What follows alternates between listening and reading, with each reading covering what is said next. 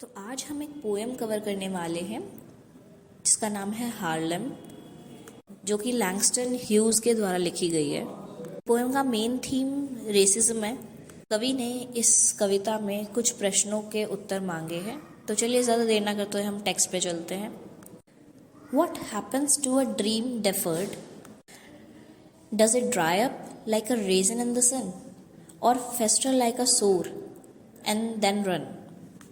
Does it stink like rotten meat, or crust and sugar over like a syrupy sweet? Maybe it just sags like a heavy load, or does it explode?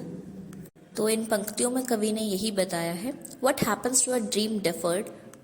कि क्या होता है जब एक सपना टूट जाता है या संसाधनों के अभाव के कारण कोई सपना पूरा नहीं हो पाता। आखिर उस सपने की स्थिति होती कैसे है?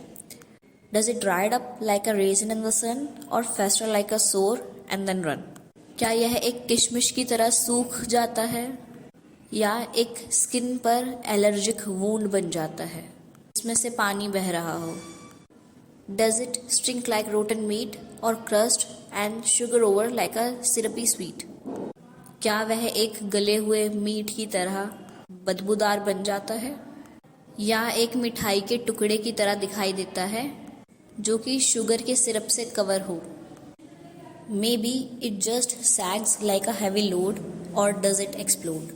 इनका मतलब है शायद ये किसी हैवी लोड के कारण खुद को दबा हुआ महसूस करता है और ये झुक जाता है, और शायद ये दबाव में आके आगे जाके फट भी सकता है।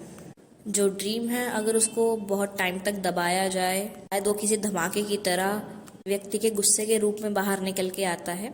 तो कवि यही कहना चाह रहे हैं। सो बेसिकली इस पोएम में यही बताया गया है। कवि ने रंग भेद के चलते अफ्रीकन्स को जो टॉर्चर सहना पड़ा है और जो भी उनके साथ गलत होता आया है, कहीं ना कहीं उन व्यक्तियों के सपनों को इस भेदभाव के कारण नकारात्मक रूप से प्रभावित होना पड़ा है।